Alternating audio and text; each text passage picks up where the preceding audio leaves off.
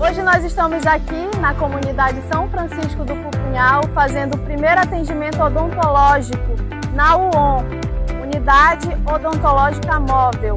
E nós aproveitamos para trazer atendimentos médicos, de enfermeiro, vacinação e medicamentos. Contamos com o apoio da Prefeitura de Maués, é um acontecimento histórico. A UON está aqui realizando os atendimentos. É emocionante poder fazer parte de tudo isso. Todos os moradores aqui dessa região estão muito gratos. A nossa prefeita Marcele Veras e a nossa secretária Andréia Santos. Para nós era um sonho, se torna realidade hoje.